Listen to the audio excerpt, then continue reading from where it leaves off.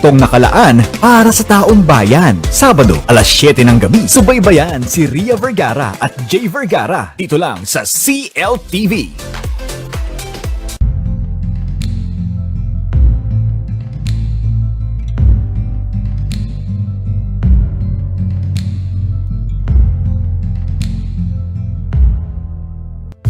Malapit na naman ang eleksyon. Pansin mo, dami nang nagpaparamdam. Paulit-ulit na naman nating maririnig ang mga pangako ng libreng edukasyon. Trabaho para sa lahat. Tapat na serbisyo. Basta, marami yan. Talagang lahat sasabihin, mapaniwala lang ang mga tao. Lahat gagawin, makakuha lang ng boto. Hindi lang yan. Sa pagnanais magkaroon ng kapangyarihan, Sa kagustuang mailuklok sa pwesto, bibilhin. bibilhin. I repeat, lahat gagawin, makakuha lang ng boto. Pero pwede namang hindi ganun. Pwede naman tayong gumawa ng matalinong desisyon. Pwede tayong mamili. Dapat yung hindi puro pangako at pambobola lang tuwing kampanya. Dapat, kilatisin ang bawat salita na sinasabi nila kung totoo ba. At dapat, huwag tayong basta-bastang maniniwala sa matatamis nilang pangako. Dahil kung pipili ka na rin lang, Maging mapili ka na at mapanuri. Tama. Oo nga. Piliin natin yung may kakayahan. Tukuyin natin yung mga tunay na maaasahan. bumoto ng tama. Bumoto ng tama. Bumoto ng tama Bumoto ng tama. dahil buhay natin ang nakataya.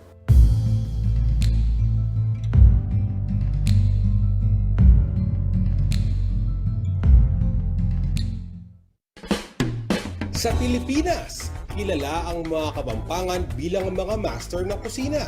Isa sa kanilang pinaka-ipinagmamalaki ang lutong Kapampangan. Dahil kung pagkain ang pag-uusapan, mahirap silang tapatan. Sa katunayan, hawak ng Pampanga ang titulong Culinary Capital of the Philippines. Ayon sa kasaysayan, kinilala ang lalawigan sa culinary arts dahil sinanay ng mga Espanyol sa pagluluto ang mga Kapampangan noong panahong kolonyal. Bukod pa rito, mainam na pagtaniman ang kanilang lupa kaya't sagana sila sa mga samut-saring sangkap.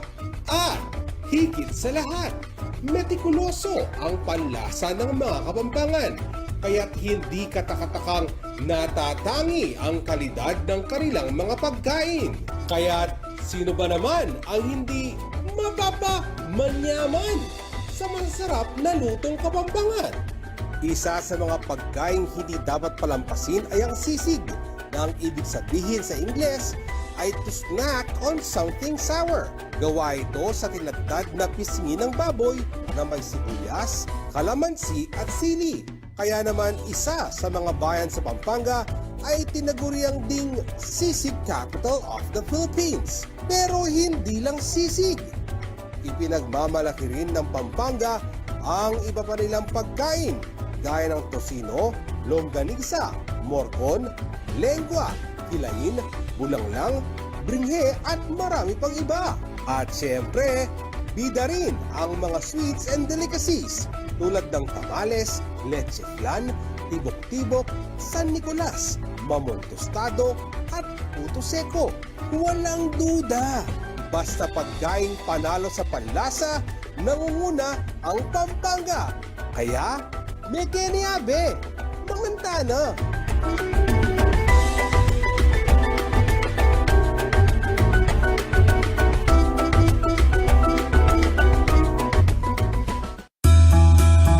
Fatima Orfinada, the president of Hotels and Restaurant Association of Pampanga, will share how hotels responded to the shortage of facilities for quarantine on Biz Insider.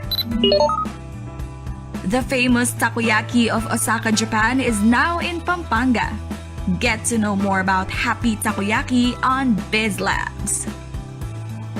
It's time to rethink your learning strategies and elevate your professional branding with MST Connect on Biz Labs.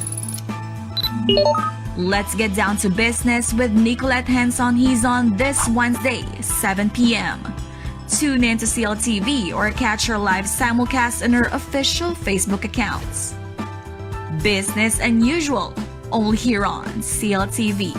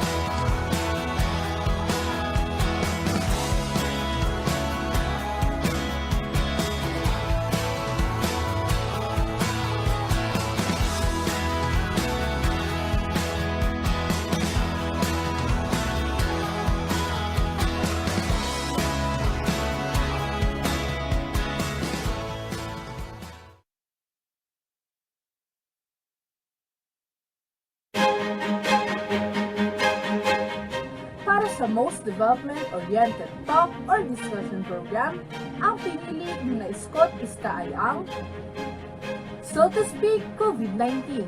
Bigat ng laban, pasa ng kababaihan ng Cltv 36.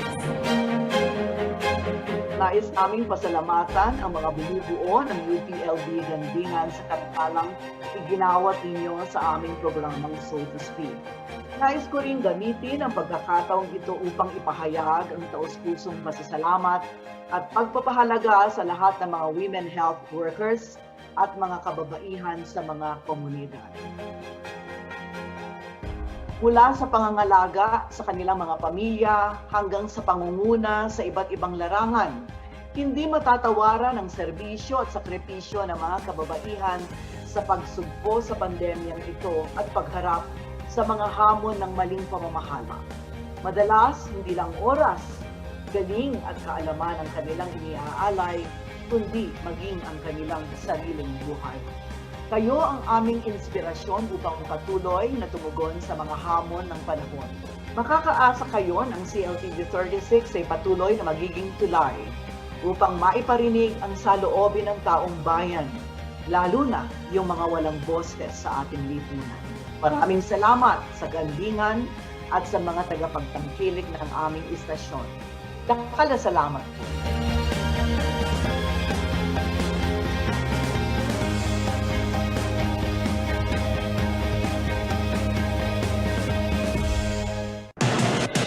Take full advantage of the power of TV and digital media when you advertise with CLTV.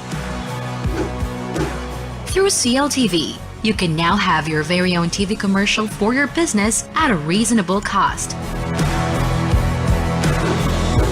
And not only is your business authenticated by a reliable and trusted TV station,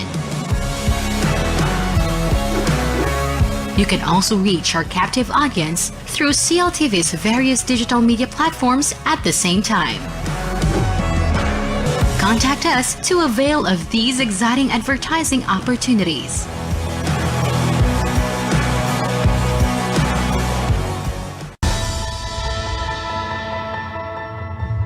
Bawat boto ay mahalaga dahil ito yung pagkakataon na pantay-pantay ang tingin sa bawat Pilipino. Ito yung pagkakataon na pantay-pantay na may karapatan tayo para ihalal yung mga gusto nating manungkulan sa gobyerno. Ang hindi pagboto ay pagsasantabi ng isang karapatan para maihalal nga natin yung mga nararapat na maging opisyal ng gobyerno para makapili ng mga susunod na mga leader na mamumuno sa ating bansa na mayroong vision para maging maayos nga yung panunungkulan o yung isang administrasyon. Kung gusto niyo pong baguhin na yung buhay niyo at magbago na yung ekonomiya ng bansa, ito na yung pagkakataon para magparehistro tayo at bumoto para sa magiging tamang liderato ng bansa. Rehistrado na ako para bumoto. Ikaw!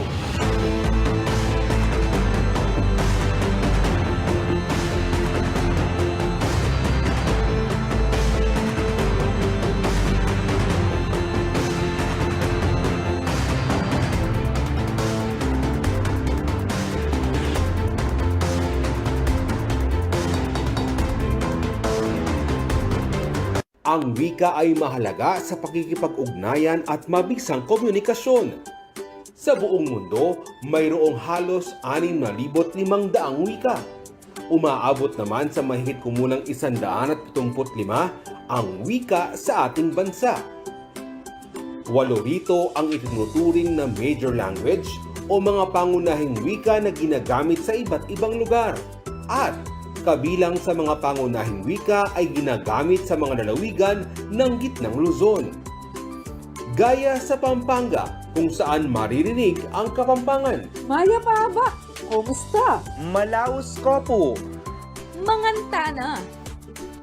Sa Tarlac, Bataan at Bulacan, may mga nagsasalita rin ng Kapampangan. Habang sa Nueva Ecija at Zambales, maririnig ang Ilocano at Sambal.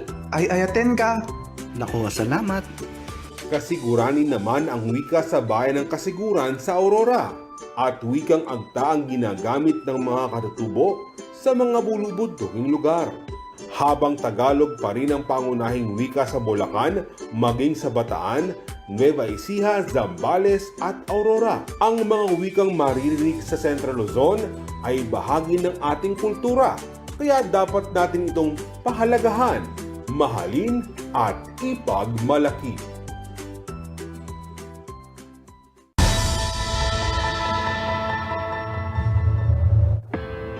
Para sa mga taong kusang nilet go, yung kapangyarihan nila para bumoto, hindi kasi nila nare-realize na para sa kanila, parang hindi makapangyarihan yung isang count, yung isang boto. Pero habang dumadami ang mga ganito na nag-iisip, lumalakas yung kapangyarihan ng hindi dapat manalo. Kasi hindi naboboto yung dapat manalo.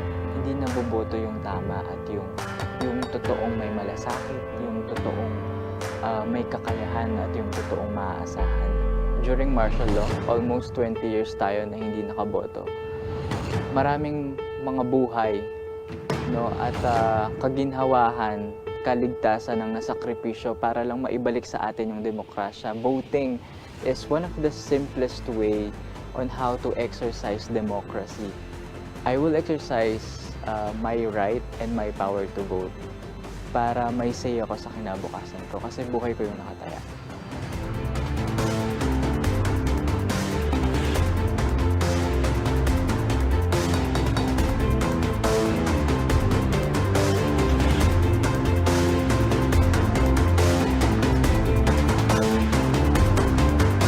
Pinagkakatiwala ang puwersa sa lokal na pagbabalita, kabalikat sa serbisyo publiko, kakampi ng mamamayan ng Central Luzon. Ito ang CLTV News and Current Affairs.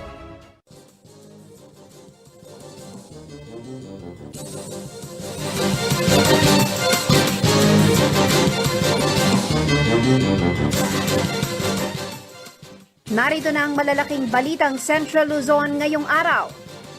COVID-19 cases sa Angeles City bumaba na. Malawakang pagbabakuna, solusyon sa pandemya. Mayor Christy Angeles bukas sa lahat ng presidential aspirants na nais bumisita sa Tarlac City. Pagpapalawak ng kapangyarihan ng mga LGU dahilan para mas maging mabusisi sa pagboto ayon sa eksperto. At pangangalaga sa mga watershed at kagubatan makatutulong sa climate change mitigation ayon sa DENR.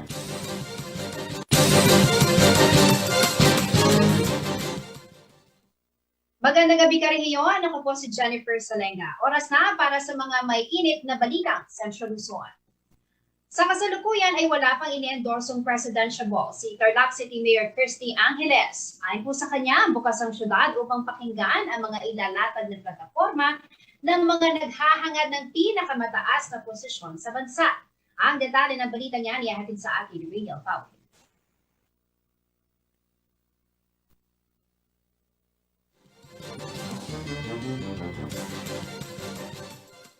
Sa kanyang katatapos na State of the City address, sinabing Tarlac City Mayor Christy Angeles na bukas ang kanilang syudad sa lahat ng presidential aspirants na nais bumisita at maglatag ng kani-kanilang mga plataforma. As of now, we welcome everyone.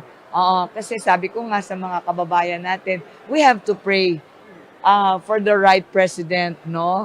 Kung sino man yung napupusuan natin, ipagdasal natin na ito yung talagang kaloob ng Panginoon na mamuno sa ating bansa. Anya, marapat lang na masiyasat nilang mga Tarlakenyo ang mga programa ng bawat presidential ball. Ito'y para na rin umano sa kapakanan ng lahat, lalo na't patuloy ang krisis na dala ng pandemya. Tamang liderato sa gobyerno ang dapat umanong masuportahan ng mga Tarlakenyo. Siyempre, pakikinggan muna lahat, iwa-weigh natin, susuriin, pag-aaralan natin. And siyempre, nandyan din yung partido, pag-aaralan din namin kung anong isasabihin nila sa amin. Si Angeles ay kilalang influential political icon ng probinsya ng Tarlac matapos maluklok bilang kauna-unahang babaeng alkalde ng Tarlac City noong 2016. Siya rin ang nagbangon sa syudad sa bingit ng pagkabangkarote noong datnan niya ang posisyon na may higit 100 milyong pisong utang.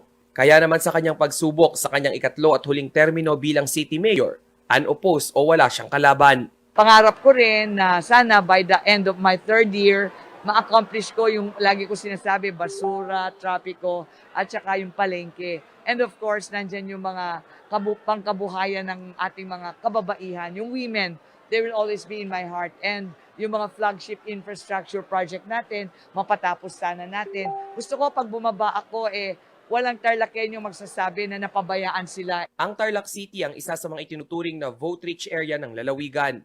Higit 200,000 ang registered voters ng syudad. Rainiel Pawid, CLTV News.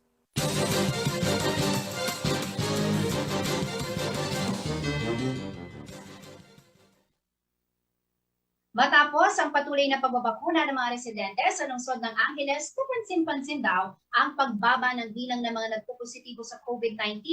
Ang dati-dating double to triple digit new cases per day, single digit na lamang ngayon. Patuloy naman ay sinasagawang vaccination drive sa syudad at target mo ng makamit ang herd immunity bago matapos ang taon. Narito ang balita niya.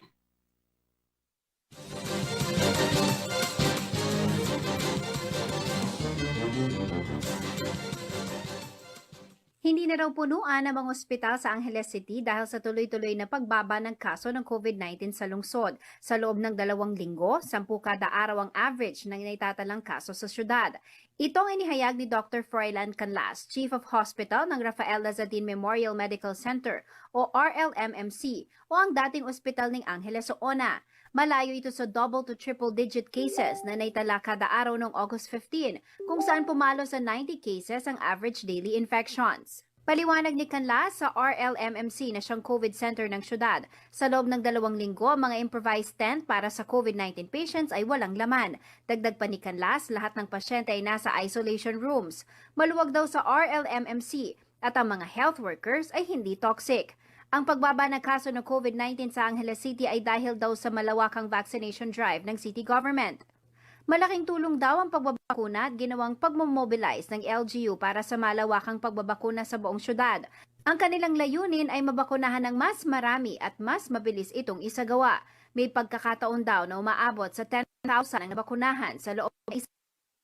Ipinaliwanag din ni Canlas na posible pa rin na ma-acquire ang virus matapos mabakunahan, katulad din sa ibang mga bakuna. Pero kadalasan, asymptomatic o mild in nature na lamang ang epekto nito. Epektibo rin daw ang bakuna laban sa hospitalization at pagkamatay dahil sa virus. Ayon kay Canlas, karamihan daw ng mga naitalang kaso ng COVID-19 sa syudad ay bakunado na at inirekomenda na lang para sa facility isolation. Dagdag pa niya, karamihan sa mga nagpopositibo ay asymptomatic to mild cases lamang. Sa loob ng halos 2 taon sa pagharap sa pandemya, alam na raw ng Angeles City kung paano maiwasan ang pagtaas ng kaso mula sa detection, isolation at treatment ng kaso at lahat ng spectrum ng COVID cases mula asymptomatic at critical cases. Sa madaling salitaan ni Canlas, magaling na sila sa paghawak ng COVID ngayon dahil mas may alam na raw sila tungkol dito at ang pagbabakuna lang ang solusyon sa COVID-19 na siyang ginawa ng syudad.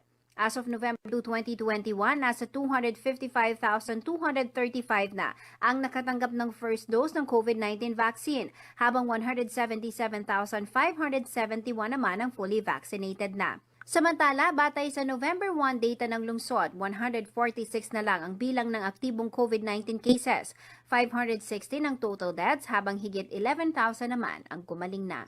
Jennifer Salenga, CLTV News. Sa pababalik ng CLTV News, pagpalawak ng kapangyarihan ng mga LGU dahilan para mas maging mabusisi sa pagboto ayon sa eksperto. Manatiling nakatutok para sa ibang mga nangungunang balita ngayong araw.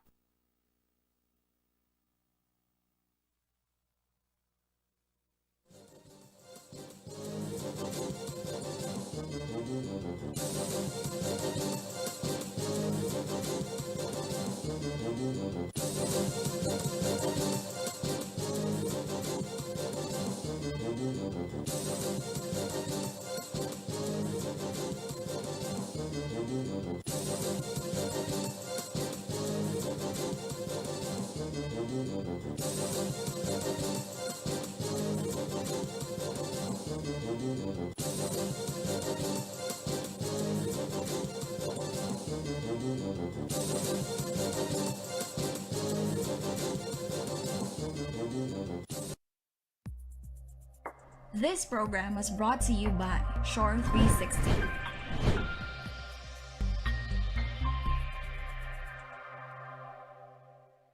Sa haba po ng traffic sa EDSA, pabayaan ko po na umihi. Madalas po nakakaranas ako ng pananakit ng aking bewang. Ang findings po sa akin ay nagkaroon po ako ng kidney stone. Dahil sa kidney care, ang problema ko sa kidney ko, solved na. Kayang-kaya ng kidney care. Ang kidney care, hindi gamot, hindi dapat gamitin panggamot sa anumang uri ng sakit.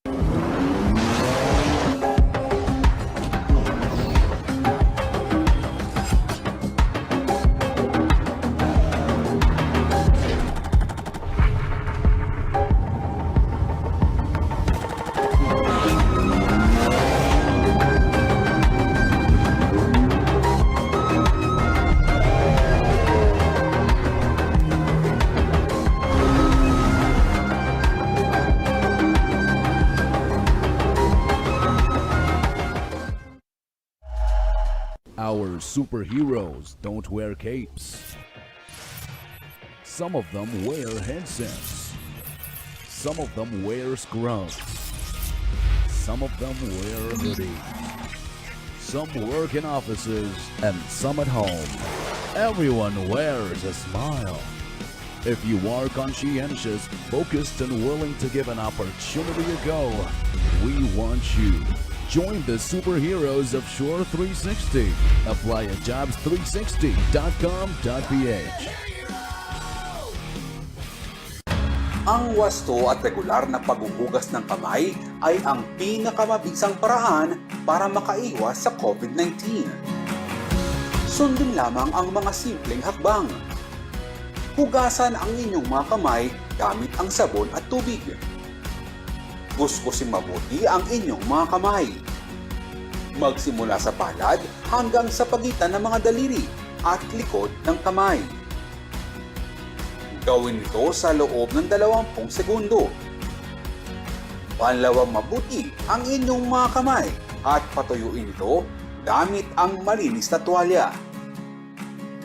Laging tandaan, ang tubig ay sandata laban sa COVID-19. Ugaliing maghugas ng kamay sa wastong pamamaraan. Ang paalalang ito ay hatid sa inyo ng Prime Water.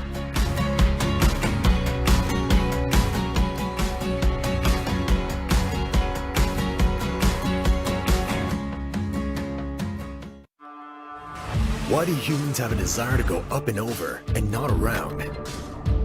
For some, it's not just about going against the tide, but also being over their doubts about the world and knowing that they can make it better.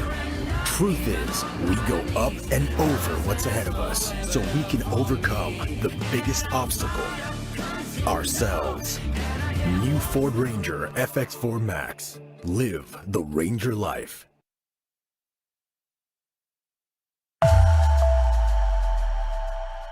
Reliable auto service brought closer to you at the Clark Freeport Zone. Laos Auto Services, your professional multi-brand service center, is right in your midst. It offers general jobs for repair and maintenance, body paint and detailing, collision repair and body works. Laos Auto Services at Clark Freeport is backed up by highly trained technicians, specialists in auto paint, detailing, body works and collision repair. Laos Auto Services, your professional multi-brand service center. Open Monday to Saturday from 8:30 a.m. Located along Manuel A. Rojas Highway, Clark Freeport Zone. For inquiries, contact 045-499-8080 or 0908-819-8080.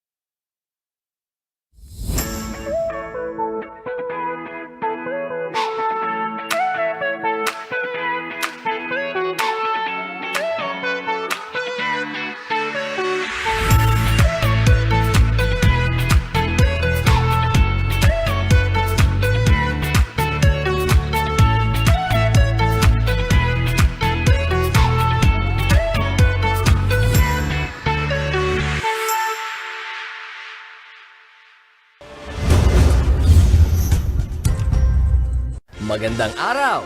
Maya Payaldo mga Bataenyo! Mapapanood ang Central Luzon TV36 sa Bataan sa pamamagitan ng ating cable partners. Mabuhay Cable TV Analog Channel 57. Bataan Space Cable Network Analog Channel 43. Central Luzon Cable Television Network Analog Channel 75, Analog Channel 66, at Digital Channel 36. Malasimbu Cable TV Corporation Analog Channel 41. Hermosa Cable TV Company Analog Channel 71. Kaibigan, tutok lang sa Central Luzon TV 36.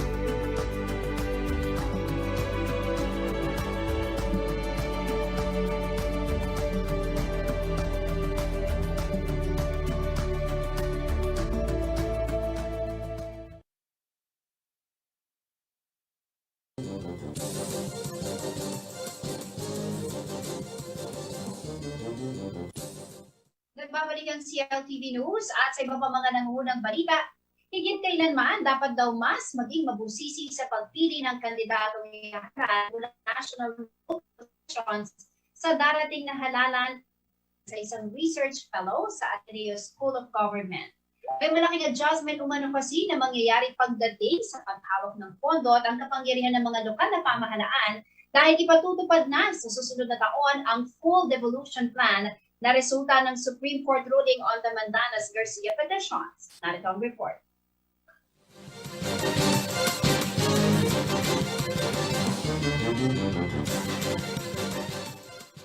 Puspusan ang information drive ng Department of the Interior and Local Government o DILG sa transition plans para sa full devolution o pagbibigay ng mas malawak na kapangyarihan sa mga local government unit, pamahalaang bayan, pamahalaang panlunsod at pamahalaang panlalawigan. Sa susunod na fiscal year kasi ay ipatutupad na ang Supreme Court ruling on the Mandanas-Garcia petitions at ang Executive Order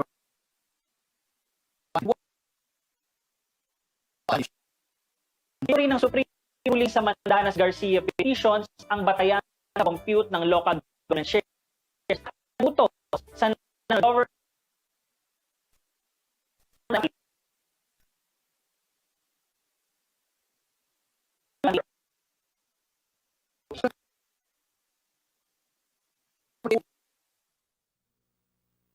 Balikan po natin ang report na yan, maya-maya lamang. Samantala, sa ibang balita po tayo, umarangkada sa San Simon, Pampanga ang rowing lugaw ban ng mga taga-suporta ni Presidential Aspirant and Vice President Lenny Robredo. 500 residente ng nasabing bayan ang nakatanggap ng lugaw, itlog, tinapay at inumin.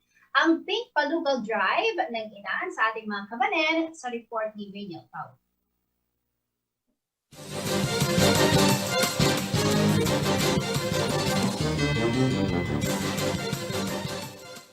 Minsan nang naging pulutan sa iba't ibang kwentuhan kung essential bang maituturing ang lugaw.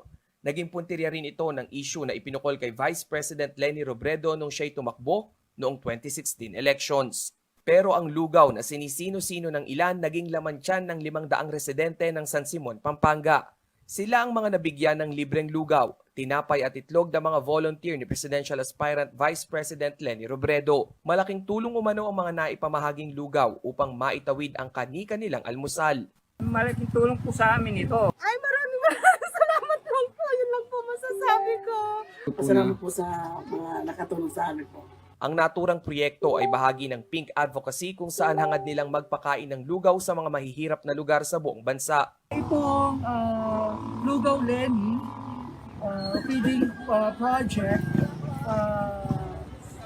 yung gagawin namin ay nag-identify kami ng 5 lugar ito sa San Simon na sa tingin namin ay medyo vulnerable. Sila yung mga mas nangangailangan ng tulong. So sila yung aming tinarget. Lahat umano ng naipamahaging lugaw, tinapay at inumin ay mula sa donasyon ng iba pang kapangpangang Robredo supporter.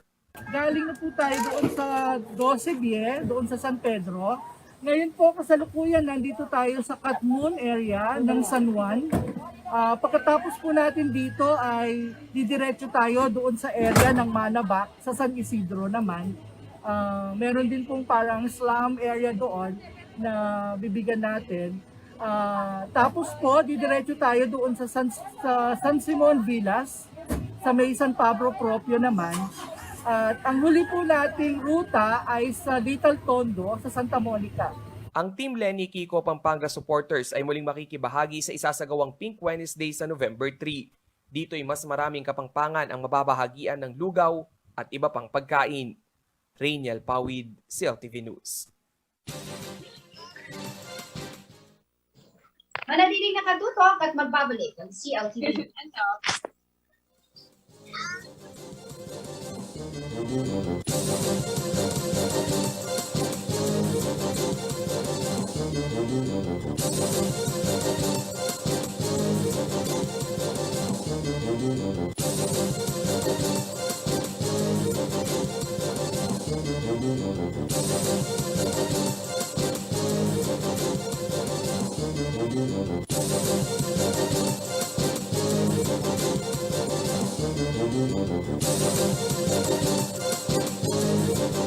Ako po ang inyong lingkod, si Manong Willie Dar, mula sa Kagawaran ng Agrikultura. Akin po kayong inaanyayahan na tumutok sa Agri-Balita, Central Luzon, dito sa CLTV 36 upang maging updated sa mga balitang magsasaka at mangingisda. Tuwing Lunes naman, sa ganap na alas 10 ng umaga hanggat alas 12 ng tanghali ay mapapakinggan ang ani at kita sa agrikultura sa RW 95.1 FM kung saan ay ating ibinabahagi ang mga bagong kaalaman sa agrikultura. Patuloy na makilahok sa mga programa ng Kagawaran ng Agrikultura upang ating makamit ang masaganang ani at mataas na kita para sa lahat. Maraming salamat po.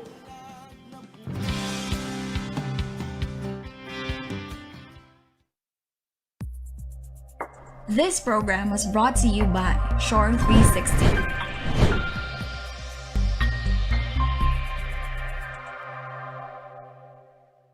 Pagplano ng pamilya, hawak ko sa iyong kamay. Kaya pumili na. Hindi na ako matatakot, dahil handa na ako. Hindi na ako kabado, anuman ang marating, sa tulong ng family planning. Alam kong kaya ko, dahil handa na ako.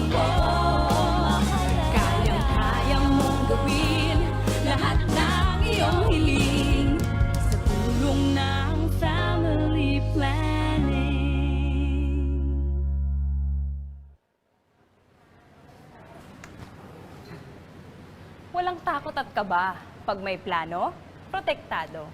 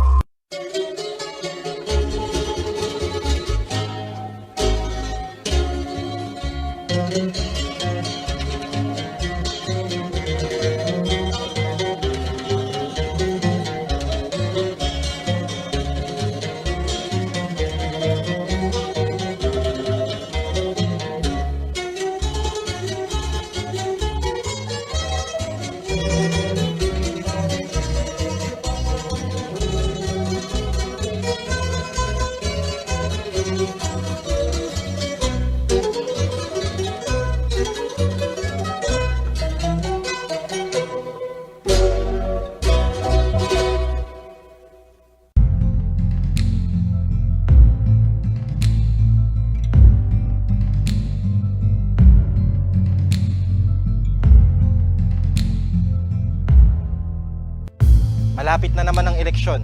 Pansin mo, dami nang nagpaparamdam. Paulit-ulit na naman nating maririnig ang mga pangako ng libreng edukasyon. Trabaho para sa lahat. Tapat na serbisyo. Basta, marami yan. Talagang lahat sasabihin, mapaniwala lang ang mga tao. Lahat gagawin, makakuha lang ng boto. Hindi lang yan. Sa pagnanais magkaroon ng kapangyarihan, sa kagustuang mailuklok sa pwesto, bibilhin. I repeat, lahat gagawin, makakuha lang ng boto. Pero pwede namang hindi ganun.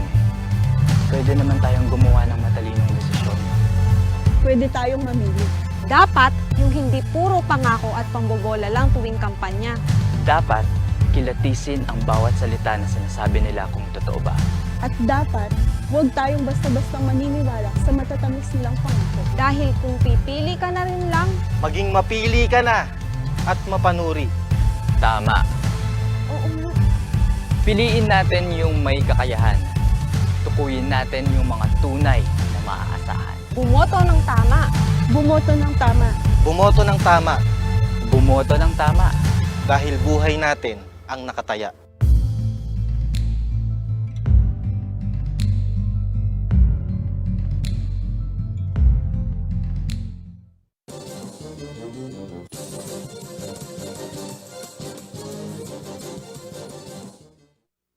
Nagbabalik ang CLTV News at sa iba pang mga nangungunang balita sa loob po ng 3 dekada sa larangan ng politika sa bayan ng San Simon, Pampanga. Susubok ngayon na makupo bilang alkalde ang 70 taong gulang na si Councilor at Acting Vice Mayor Keko Almario. Ayon kay Almario, nais niya magsulong ng isang gobyerno na nakasentro sa tao at magdadala ng tunay na pagbabago. Sa isang interview sa Sunstar Pampanga, sinabi ni Almario na hindi niya nagustuhan ang bangayanin na suspended Mayor J.B. Punsalan at acting Mayor Leonora Ubong sa gitna ng krisis na dulot ng pandemya. Ano nga pagagawin ni Almario ang pangako magdadala ng pagbabago sa isang bayan na malipinan at araw ang sitwasyong pangpolitika? Kung malaman po natin yan, makakasama natin si Acting Vice Mayor First Councilor Keko Almario. Magandang gabi po sa inyo, Sir Keko, at tawag po sa magandang gabi po, Madam. Alright.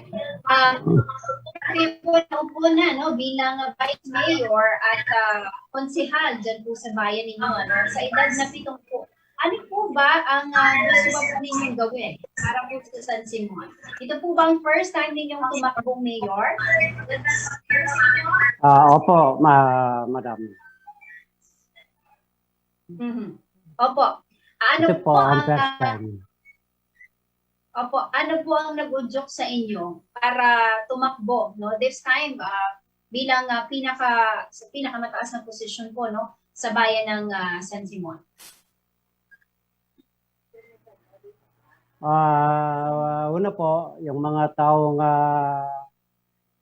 nagudyok po sa akin.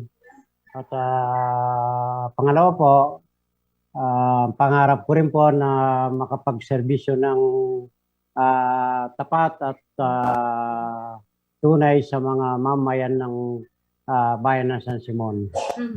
Opo, Sir Keko, balikan lamang po natin yung mga karanasan ninyo sa mundo ng politika sa bayan po ng San Simon. Paano po kayo nagsimula? Anong posisyon po ang una pong tinakbo ninyo or nauna po kayong nagserbisyo dyan po sa bayan ninyo sa San Simon? Una po, naging barangay captain po ako ng barangay namin for 10 years. So, after po ng 10 years na umabol po ako ng konsyal at kinuha po ako ng konsyal ni former Mayor Manuel Bondoc, kinuha po akong konsyal at ako po ay nanalo. Naging first konsyal po ako. So, and then, susunod pong election, kinuha na si former Mayor Manuel Bondoc din po at ako rin po ay nanalo ng Vice Mayor. So, for 3 years lang po yun, one term. And then, susunod na election po, kinuha ko ni former Mayor Bondoc, kumuha po ng ibang Vice Mayor. Napunta naman po ako kay Madam Mayora Leonora Wong po. At hanggang sa tapusin ko po yung term ko, naging 3-termer po ako sa pagka-Vice Mayor. So pagkatapos po ng 3-termer na Vice Mayor, dahil yun nga po, gusto ko yung pagbabago sa aming bayan, parang sa nakikita ko po, hindi sapat o hindi masyadong nabibigyan ng tunay na pagkalinga yung mamayan ng San Simon dahil sa mga nagkakasakit. So, nagkausap po kami ni Mayor JP na magkaisa. Ayun na nga po, siya pinagbigyan ko dahil may pera po siya. Kaya siya po ang tinaas ko po ng kamay at siya po ang dinala ko sa election na nakaraan. So nanalo po siya. Ngayon po,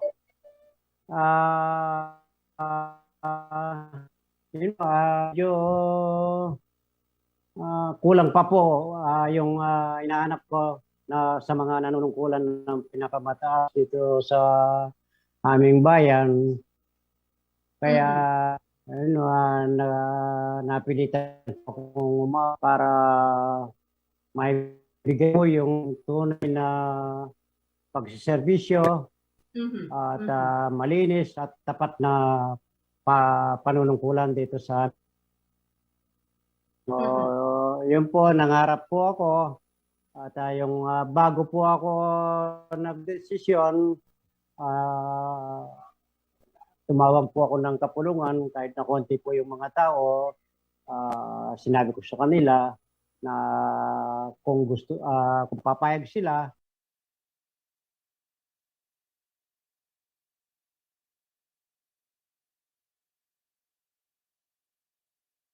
bayan ng San Simon, may mga pagkakataon na naging kaalyado niyo po sila. Like si Mayor JP, kaalyado niyo po siya nitong nakaraan eleksyon, siya po ang sinuportahan po ninyo. Kumusta naman po ang relationship niyo sa kanila? Actually po, nakasama ko ng 9 years si Mayor Wong at si Mayor JP dito sa pag-upo niya ng mayor. Wala po kaming naging problema. Okay. Okay lang po yung pakikisama ko at pakikisama nila sa akin. Yun po. Opo. Sir Keko, kayo po ay nagsimula no sa barangay level at nanungkulan din po kayo bilang konsehal at bilang vice mayor no sa bayan po ninyo. Ito po ilang taon na karanasan po ninyo sa politika diyan sa bayan po ninyo. I'm sure alam niyo na po no yung mga alam niyo po ang sitwasyon at problema no na kinaharap po ng bayan ng San Simon. Ano po sa tingin niyo ang pinakamalaking issue no na kailangan pong solusyonan no ng mga nanunungkulan kung kayo nga po ay papalarin no dito po sa darating na eleksyon? Ano po ang issue ng San Simon na kinaharap po ng inyong mga kababayan ngayon? Yun nga po, una po, napilitan po akong umabol dahil sa nakita ko nung nakaraang pagkatapos ng eleksyon, umupo kami bilang konsyal po ako, mga sangguniang bayan. Nako na parang walang unity yung mga nanunungkulan na umupo nung nakaraang eleksyon. Wala pong pagkakaisa, nag-aaway-away. So parang hindi ko po nagustuhan yon at kami po ang modelo bilang nanunungkulan dito sa bayan ng San Simon. Tapos makikita po kami nag-ahaway-haway dun sa konseho, dun sa munisipyo na nagtiwala po yung mga tao sa amin, pinagkaloob po yung tiwala nila at suporta. Tapos makikita po nilang nag-aaway kami sa munisipyo. Para pong hindi po tama yon. Dapat po sana pagsama-samahan namin yung ikabubuti ng bayan at yung taong mamayan na kailangan pong bigyan ng pansin, lalo na po panahon ng pandemic. Tapos parang napapabayaan po yung mga mamamayan. Kasi po nakikita ko halos araw-araw yung tinutulungan ko po sa ospital. Kamukha po ngayong araw na ito, 5 yung pasyenteng tinulungan ko. Around 6 o'clock po ng umaga kanina, nandun na ako sa Mount Carmel Hospital na pina-admit ko yung ma-opera ng lus-lus. So tapos meron pa pong natudie ko, meron pa pong lumabas sa JBL sa mga tinulungan ko po ngayon. So para pong yun nga po, kulang po yung sa mga tao. Kaya po yun,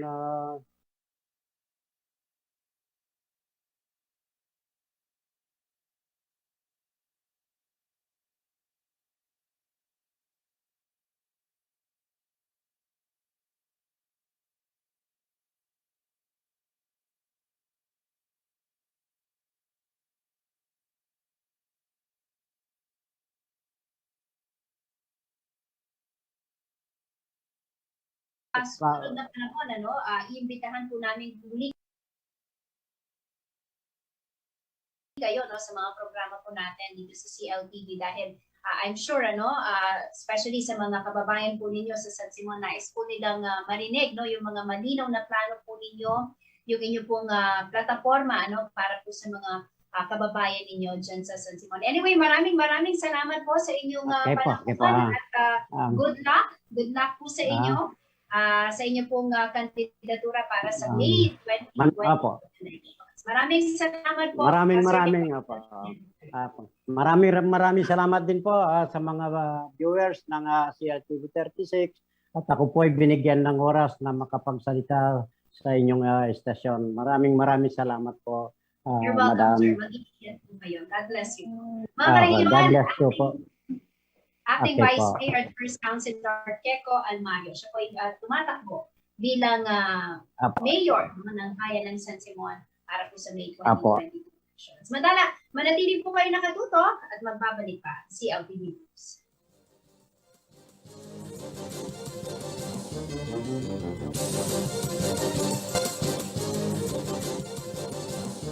Lipunan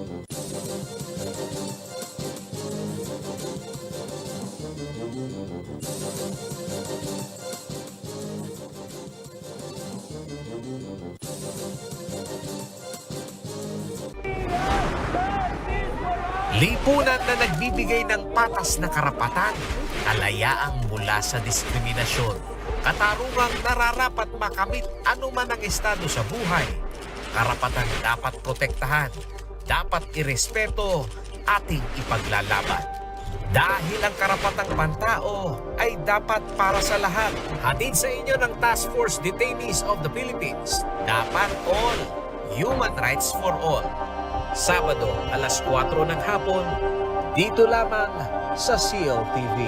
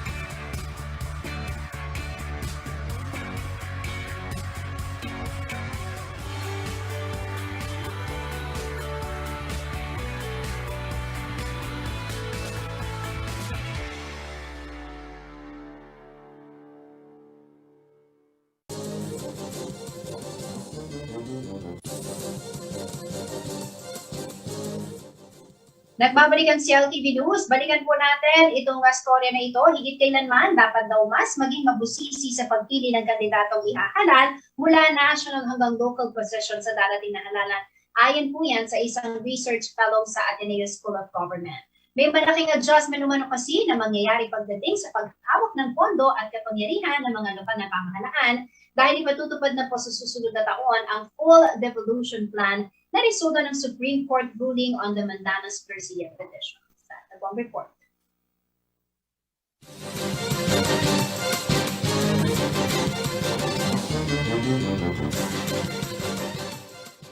Puspusan ang information drive ng Department of the Interior and Local Government o DILG sa transition plans para sa full devolution o pagbibigay ng mas malawak na kapangyarihan sa mga local government unit, pamahalaang bayan, pamahalaang panlunsod at pamahalaang panlalawigan.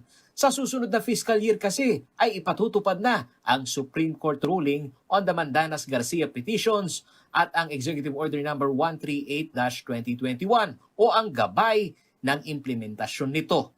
Nilinaw rin ng Supreme Court ruling sa Mandanas Garcia petitions ang batayan sa pag-compute ng local government shares at nag-utos sa national government na isama ang lahat ng mga koleksyon ng mga pambansang buwis sa computation ng tinatawag nating just share of LGUs.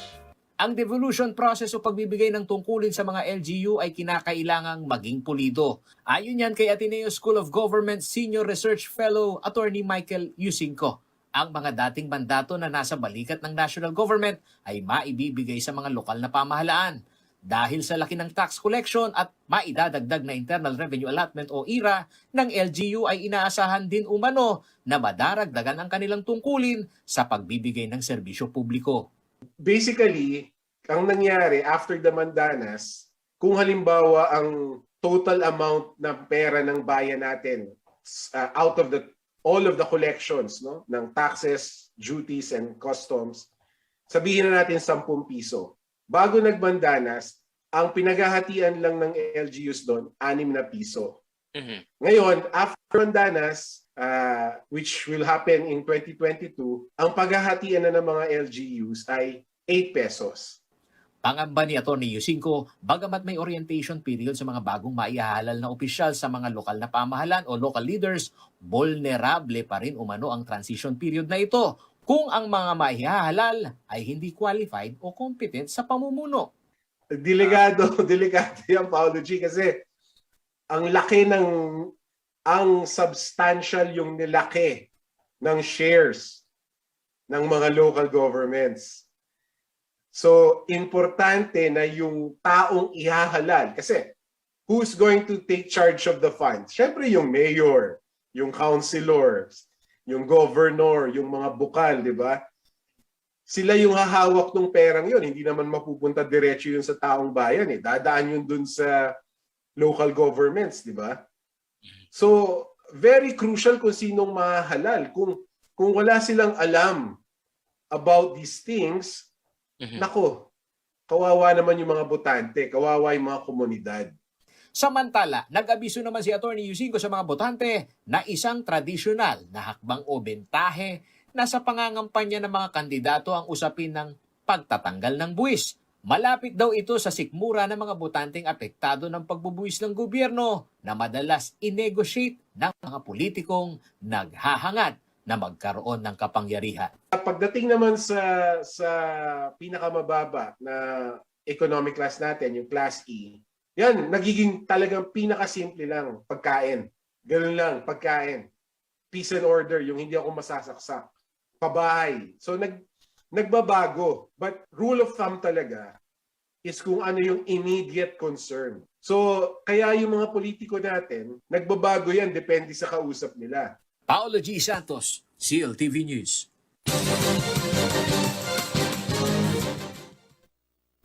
Hindi naprobahan ng Commission on Elections of COMELEC ng San Simon, Pampanga ang pagpaparehistro ng higit 80 katao na nagtatrabaho sa isang factory sa nasabing bayan. Kabilang sa mga naging dahilan ng disapproval ay ang issue ng legitimacy ng kanilang address, pagiging awol sa kumpanya at ang hindi pagdalo sa hearing ng Election Registration Board. May detalye ng balita niyan si Paolo G. Santos.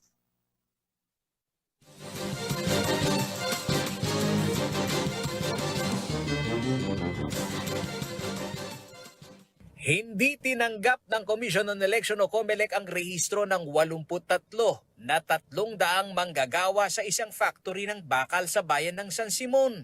Ito ang kinumpirma ni Jonel Sunga, Election Officer 3 sa nasabing bayan.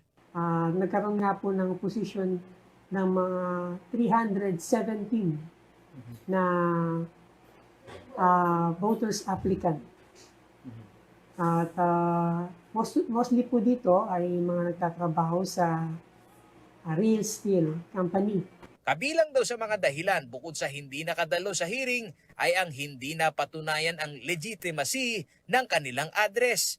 Isa ito sa pangunahing requirements ng nais makapagrehistro para makaboto. Naging pong problema dun, ayun nga pong mga requirements nila ay mostly po kasi dun sa mga nagpa-register na disapprove ay mga transferees from other municipalities. At nagkaroon po ng mga issue dun na hindi po required sa proper registration. Batay sa alituntunin ng COMELEC, maaaring makapagrehistro sa isang munisipalidad o syudad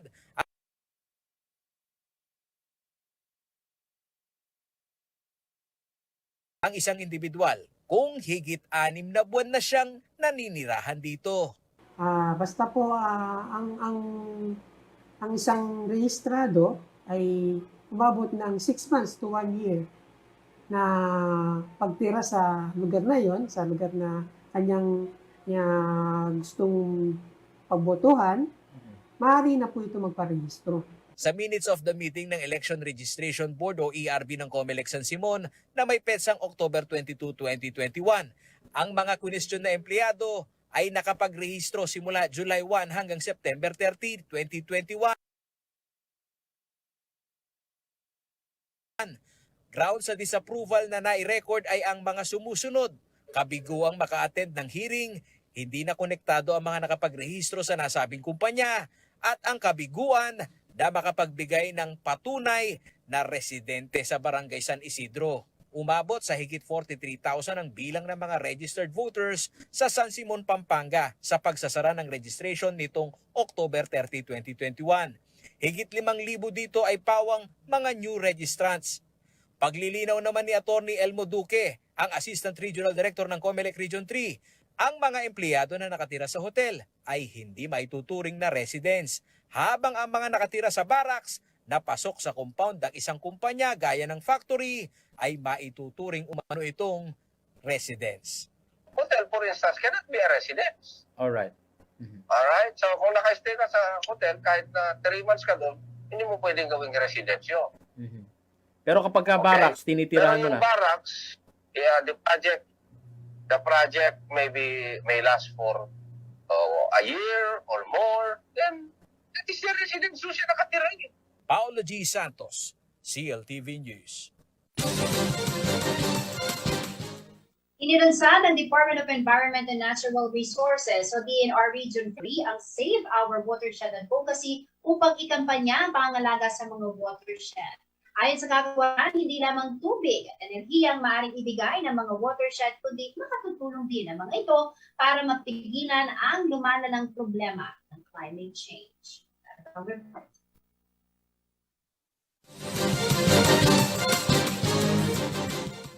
Upang mas mapaigting ang pagprotekta at konserbasyon sa mga kagubatan at watersheds ng Gitnang Luzon, inilunsad ng Department of Environment and Natural Resources o DENR ang Save Our Watershed Advocacy Campaign. Kasabay ng paglulunsad nito sa Palayan City, Nueva Ecija, sinabi ni DENR Region 3 Executive Director Paquito Moreno Jr. na mahalagang source ng tubig ang watershed na magagamit para sa power generation, kabilang ang domestic at irigasyon. Nagbibigay din ito ng malinis na hangin at tubig at nagsisilbing proteksyon sa mga sakuna gaya ng bagyo, landslide, pagbaha at maging sa global warming at climate change. Dagdag pa ni Moreno, dapat daw mapanatili ang mga importanteng benepisyong ito at nagagawa ng watershed sa pagpapanatili ng ecological balance. Binigyang diin pa ni Moreno na ang Save Our Watershed Advocacy Campaign ay panawagan sa aktibong pakikipagtulungan at kooperasyon ng iba't ibang stakeholders upang itigil ang environmental crimes at pang-aabuso sa mga kagubatan at mga likas na yaman. Kailangan daw baguhin ang pagtingin ng publiko na ang watershed ay hindi lamang pinagkukunan ng tubig, kundi ito rin ay may buhay na mahalaga sa survival ng tao. Dagdag pa niya, higit sa pangangalaga sa mga kagubatan, mahalaga rin ang social behavioral change sa kampanya upang mailigtas sa mga watershed. Nagpasalamat din ang opisyal sa mga katuwang ng kagawaran sa kanilang kampanya kabilang ang People's Organization, non-government organizations at maging ang pribadong sektor. Katuwang din ng DNR Region 3 ang Japan International Cooperation Agency o JICA.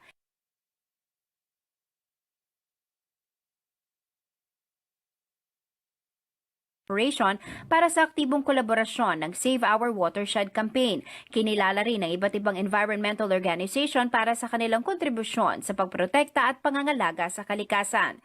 Sa tala ng DNR, nasa 9 na watershed sa Gitnang Luzon ang kritikal na sumusuporta sa National Irrigation System at 146 watershed forest reserves at 3 major river basins. Jennifer Salenga, CLTV News. Alamin naman po natin ang magiging lagay ng panahon bukas mula kay Ginong Manny Esguera, ang Chief Weather Forecaster ng Pag-asa Clor.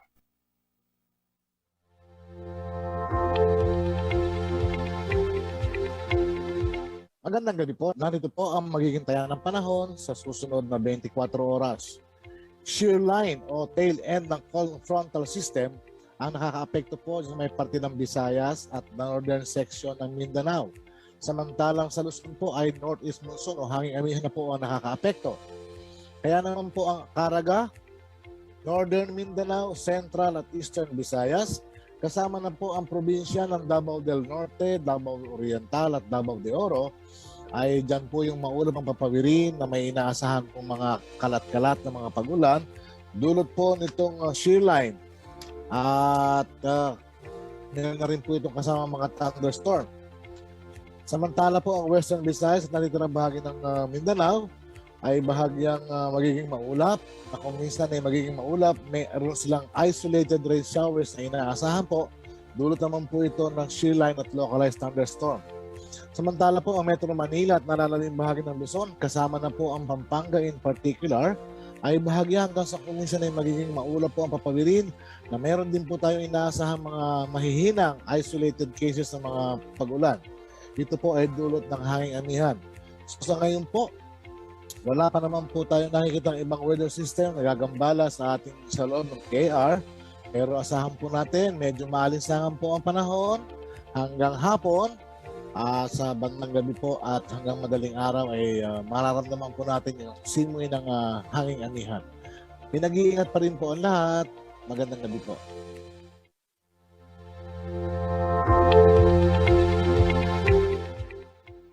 At yan ang mga balitang nakalap ng CLTV News. Para sa karagdagang detalye, maaari po ninyo i-follow ang aming social media pages, Facebook at CLTV36 Official at CLTV36 News, Twitter at CLTV36, Instagram at CLTV36 Official.